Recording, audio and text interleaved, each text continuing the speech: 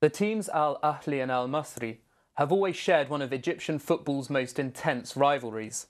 However, the violence that erupted during last week's game has sent waves of shock and anger across Egypt.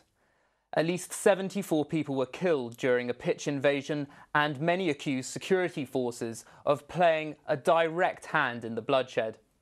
On the anniversary of Egypt's revolution, the freedom people had dreamt of still seems a long way off. Hello and welcome to Eyewitness. I'm Alex Crutcher. A year ago, Mubarak warned that without him, the country would descend into chaos. Well, is that what we're seeing now? Crowds on the streets of Cairo tell a different story. And for many Egyptians, the resolve to finish what they started a year ago is stronger than ever. In one of Egyptian football's most intensive rivalries, many expected at least some minor scuffles. The bloodshed that ensued during last week's match between Ahly and Masry, however, in which 74 people died, has caused grief and anger across the country. Protests soon erupted in Cairo, where many believe security forces played a role in inciting the violence.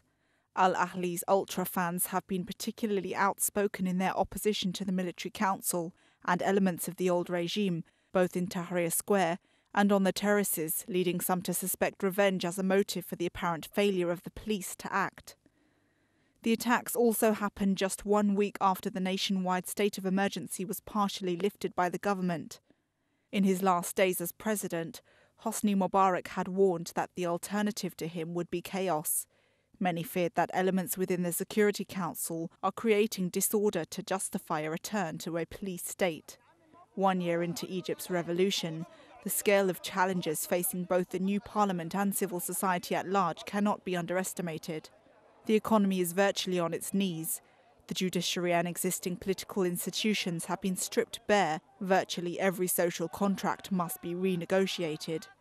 Some observers suggest that the euphoria of the Arab Spring has waned and disillusionment has set in. But the crowds in Tahrir over the weekend tell a different story, that after a year of bitter struggle, the Egyptian people are determined to finish what they started. Well, joining me in the studio today is Dr. Rafik Bedair from United Egyptians. The group has, since the early days of the revolution, been a bridge between Egyptian civil society and Egyptians in the diaspora. And I'm also pleased to welcome Clive Baldwin, Senior Legal Advisor at Human Rights Watch. Thank you both for joining us in the studio today. First, though, I'd like to hear from Hannah Elsisi, who should be joining us live on the phone in Cairo. Hannah, can you tell us what the situation is there at the moment?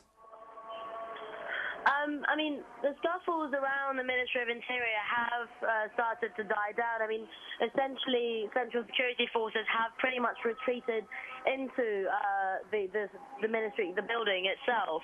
And in their place, you know, armed civilians with pellets and tear gas have taken the front lines of Mohammed Mahmoud and taken on, I don't know, you know, this supposed kind of duty of protecting the Ministry of Interior from the protesters. I mean, over the past 4 days, I mean, the dead just in the clashes alone have reached 14, and the injured is around 640 or 650. And of course, with the Port Said massacres, death count so far has reached around 150, as per the last reports. So, I mean, there's a lot of rage, but there's also a lot of mourning. A lot of us are busy running back and forth between, you know, clashes outside the Ministry of Interior to the mosques, you know, and the churches to condole the families of the dead. So it's quite, you know, these are quite very, very hard times, particularly for those who have lost loved ones. And, you know, if you're members of Ultras Ahly, or in the football fan community in general, then you're very likely to have lost a lot of friends. I mean, Rafik, this sounds a bit like return to the bad old days, doesn't it? I don't know about return to the bad old days. I think the setting is completely different, and there are lots of shifts now in terms of the interaction between the people and the security services and the military. And I think this is just a very, very unfortunate manifestation of this shifting power. And the people who are in power now feel that they are losing the control over the country, and they're trying in any way that they can to reverse the tide, if you like, of the changes that are coming to the country. I mean, let's talk. Tell us a little bit. I mean, our viewers may not all be aware of the role the so-called ultra founds from Ahly have played, because they've been fairly active during the Egyptian revolution to date. Is that right? They have been. Both the major groups of ultras, so ultras Ahlawi who support Ahly, and ultras White Knights who support Zamalek, which is the other very major team in Cairo, have become very, very politicized. And they've had a crucial role. First, in the first wave of the revolution, the first 18 days, they were active within Tahrir Square and in other demonstrations. And lots of people have said that they were crucial to the success of that wave. And since then, there have been repeated clashes, especially between ultras Ahlawi and the security forces in different matches. Several of their leaders have been arrested in the past, released. I'm aware that they've negotiated with the security services on several occasions to try and just bring down the tone of the problems between them and the security services. And now we have what happened last week. So there are lots of question marks, and a lot of people are wondering whether this was some sort of revenge attack, either orchestrated by some of the security services, remnants of the old regime, or whether at the very least they sat back and let it happen, having seen what was about to happen. I mean, Clive, a lot of the circumstantial evidence does point to some military hand behind this. I mean, it's not as if they were not expecting this football game. They've policed these games before without incident, and there are things like people saying that doors were unlocked onto the pitch, exits were blocked. I mean, do you think there is much more to this than just a football riot? Well, what it shows is the absolute necessity of openness and accountability as part of democratic and human rights respecting security forces. And that's when there's been deaths, and they may have been caused by accident, they may have been caused by very gross negligence, they may have been caused by much worse, by deliberate acts. There has to be an open public inquiry led by those independent of the security forces that leads to an identification of what happened and who was responsible. I mean, Hannah, you know, in the last days of Mubarak, he was talking a lot about without me, just descend into chaos.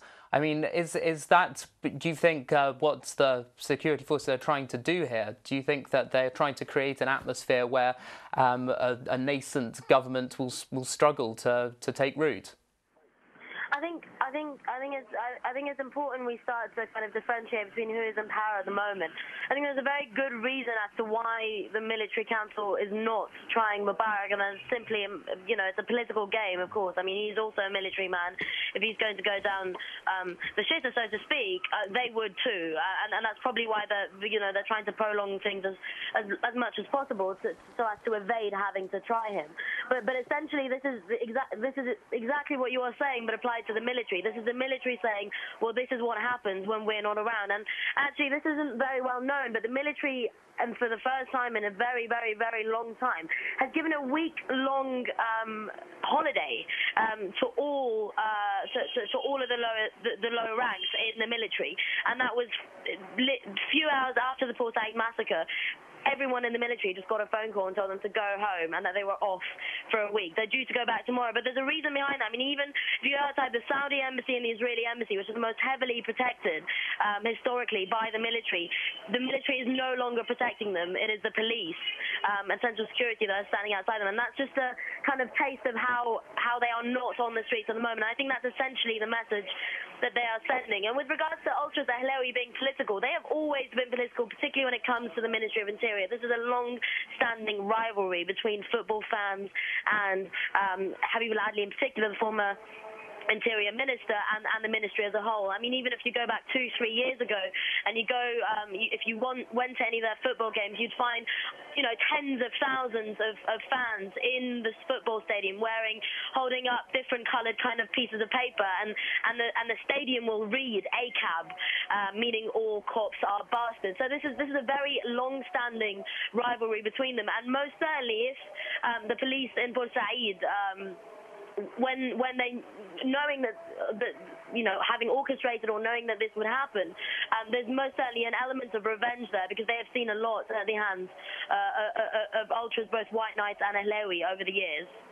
That's definite. I mean, that's an interesting point that Hannah made about a lot of people being now on leave from the security services. I mean, this actually happens just a week after certain parts of the state of emergency was in fact lifted in Egypt. I think the excuse me. I think the lifting of the state of emergency is very much a red herring, because there are caveats. So they've basically said we will lift the state of emergency, but it will be applied to all forms of thuggery, and they're using this term thuggery as a sort of catch-all phrase to target anyone who does not agree with them. So if you protest, and if you're protesting against military rule, you are then labeled a thug, and this is the same tactic that Mubarak and that regime were using, because they said, yes, we have emergency laws, but we will not apply them except in situations where there is terrorism or drug dealing, and it allows them to target activists, to target people who are trying to push for freedom, for all of these things. So I just wanted to comment on this whole idea that they're dropping the emergency laws. They aren't, and Egypt has been under the emergency laws on and off pretty much for the past 50 odd years. So that's a long time to be under an emergency law. This idea that they'd send people home, according to Hannah, this happened literally a few hours after they'd had a major incident in Port Said with over 70 people killed. And you have to ask, why are they doing this? Who is running the government? Who is taking these decisions? And with what aim? Does it make sense that the military, who are now in charge of the country and with whom a lot of the security issues now lie, send people on holiday for a week immediately after a major national disaster? Well, I mean, one of the other big stories to come out of all of this at the moment as well is the crackdown by the government on NGOs working in the country. There have been a group of 17 NGOs had their offices raided, and many of which have been receiving international funding, and the main charge being that they've done so illegally. I mean, Clive, your experience sort of with particularly human rights groups working abroad, I mean, what's the deal here? I mean, were these organisations operating within the laws of Egypt? Well, the Mubarak laws of Egypt, which are being applied, were in some ways so vague and precisely the type of laws that can be used by officials and others to attack NGOs when they want to. And it's another sign of where things have gone in the last year, that these laws were never changed and are now being applied. And interestingly, now the government will say, we're not going to interfere in the judicial process. So the independence of the judiciary they can have it when it suits them, but not at other times. But one classic part of this, it's a fundamental part of a free society, that you have a free civil society. And that means, of course, the government can make some controls over them. The NGOs have to be publicly accountable for what they do to a degree. But it should not be the government saying, you have to have our approval. You have to have our approval for almost every source of funding you take place. And if you don't, then you're acting illegally. And second is resorting to the hammer of the criminal law, especially the criminal law against individuals, before you've even gone through exactly how NGOs should be operating and what public non-discriminatory regulations you can have against them. They're now resorting to the classic tactics of societies that don't respect freedom of association. I mean, Rafik, one of the really interesting things about this, or seemingly bizarre things about it, is lots of these NGOs are receiving a lot of funding from the states, as does the Egyptian military. The Egyptian military receives something in the region of $1.3 billion a year in military aid, and there's due to be a delegation of military officers heading to Washington to negotiate yet more military aid for them. Yet here they are. I mean, out of these 19 of the people arrested are Americans. I mean, this is surely shooting yourselves in the foot. It's unclear how they have come to this decision. As you said, they have targeted organizations, many of which are affiliated with some very influential people in Washington. And it seems like they're trying to paint all of these organizations with this whole being an agent to a foreign entity thing, which they're trying. There's a huge media campaign to paint anyone who is pro-revolutionary, pro-change as an agent of either the West or some other hidden power, be it Israel or anyone else. And it seems to be what they're doing. And one of the people who was arrested is the son of the U.S. Transport Secretary. So they're stepping on some very influential toes. Now, Egypt is the second largest recipient of U.S. aid in the world. They receive roughly $1.3 billion a year.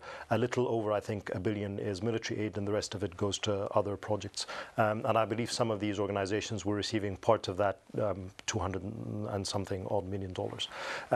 So it's not clear why they decided to go this way. And there have been repercussions in Washington. And there are people who are now calling to either cutting or restricting the aid that Egypt receives and linking it to some sort of progress on democracy and transparency. Now, whether this was a desperate act by the military to try and paint themselves as patriotic and not being controlled by the West, which is one of the criticisms that have been thrown at them, whether there's another reaon, it's not completely clear. Mm. I mean, Hannah, what's the picture you've got in Egypt with this story? I mean, is this part of a sort of a wider picture of cracking down on civil society by the military, or is there sort of a real fear that that they don't want foreign powers meddling in this particularly sort of important time in Egypt's history? It's very confusing for everyone, let me just say. I mean, I'm with a friend at the moment who is currently, we have a conscript army, so he's conscripted into the army at the moment. He's on holiday because, as I said, they've given a holiday out. And he was saying we're all very confused. We don't really understand because you get these lectures when you're in the army. You have weekly lectures, and they were talking about the foreign funding that all these NGOs were getting, and some of the officers, the soldiers, were putting their hand up and asking, well, how's that different from the money we're getting? And the lecturer, the military lecturer, the general, whatever, will say, well, there's two types of money. I think essentially, I mean, aside from the confusion, the way I see it is it's a very strong message that the military is sending, and the military has a very long-standing and old relationship, particularly with the US, is that we will take your money to serve your interests insofar as your interests align with our own interests. And that applies when it comes to military aid. It doesn't apply so much when it comes to independent watchdog organizations and NGOs, etc., that have actually been very vital, not only to the resistance preempting this revolution, but also to the current kind of reports and legal help, etc., for those who are getting tried and being mistreated as a result of police or army kind of violations of human rights. And so I think that's essentially the message that they're sending. Also, the meeting that they were due to have in Washington, we have cancelled. The Egyptian military has cancelled that meeting. It is not being held on time. I'm not sure whether it's going to be postponed or reheld at some other time, but the meeting that they were due to have has been cancelled, and that was announced a few hours ago. It is extremely confusing, Alex. I can tell you for a fact that no one here on the ground really understands what the military is doing. I mean, no one for 1 second believes that they are risking, losing $1.1 billion in aid, and no one for 1 second thinks as well that the US is going to lose, arguably its most important ally in the region, second to Israel, as is reflected in the amount of aid we receive, second to Israel. So I'm really, honestly, if I'm going to be entirely honest with you, it is one of those conundrums. No one knows. We don't understand what they're doing. There must be some form of game being played, or it might be that it's just some form of show that they're playing, but we don't know at the moment. And the people that are arrested from the NGOs, that their arrest has been renewed for a further 15 days yesterday morning, and so that's heading that way as well. So I mean, it is quite a confusing situation here on the ground, and there's not much that people know as to why they're taking this line. Okay, Hannah. I mean, Rafik, they've just cancelled their trip to the States. Now, surely they're in no position to do that. They rely too heavily on this money, surely. Well, it is a huge amount of money, and I'm sure it's extremely important to them. But I think while it is significant, the military does have many other sources of income. There's money that they get from the annual government budget, and there's money that they get from these huge commercial enterprises that the military control in Egypt, which seems to be, again, one of the things that they are worried will be touched by this new push towards transparency and oversight from the parliament and the people over everything that goes on in the country. It's not clear whether they have decided that they can risk sacrificing part of that aid package in return for some sort of PR campaign that's going to earn them brownie points in Egypt or not. That's unclear. I mean, Clive, let's put this for a moment into the context of what's going on in Egypt at the moment. We've got a newly sworn-in parliament just trying to find its feet. Pretty much every single social contract is being rewritten at the moment. The relationship between the people and state. I mean, surely this episode is incredibly damaging. It is, and it's what we see in these transitional periods, which can set the tone for what goes on for sometimes decades. So it's really important that at this time, these basic rights of a free society are not just respected or increased and protected. And this line that we hear, or the attacks on NGOs for being foreign funded and being agents of foreign powers just by getting money from outside that they couldn't get from home, is something we hear around the world. It's reminiscent of Syria. Reminiscent of Syria, and even reminiscent of Israel, where this has been the same language, I mean, in different contexts in the last couple of years. And and it's always human rights NGOs often that are the target of this. And any human rights NGO that dares to get money from foreign sources is a foreign power. Yeah. So this, I think, is a very critical issue for the future of a free Egypt. I mean, Hannah, we're just coming towards the end of the programme here. I mean, how do you think the situation's going to develop over the coming week? Very quickly, before I go on to that, just to touch on this issue of money, I think we do need to, the army has a huge resources, and that is, it controls about 30% or so of the Egyptian economy, and so it does have alternative ways of raising that amount or something close to that amount if it were to give it up. But I think if we're talking about this, looking at this from a regional perspective, that money comes with a lot of strings attached that work to the US's interest, and I think I think our generals realize that very much, and I think when you consider what is at stake and what that money serves to do in terms of Egypt protecting U.S. interests in the region, particularly in terms of Israel, then I think it's highly unlikely that anyone is even considering putting that money off the table. And I think any talk that has come out of the U.S. Foreign Office saying that is basically just talk. The situation on the ground is essentially on the 11th of February, there are already at least hundreds and hundreds and hundreds of universities, institutions, and probably even public transport across Egypt that have planned to go on strike. So that is insofar the plan on the 11th. I managed to get into an Ultras Ahly small meeting yesterday in downtown Cairo, and quite surprisingly, there were Zamalek White Knights fans present as well at the meeting. And as far as I can tell, they are planning something huge for the 10th of February, which actually is a Friday.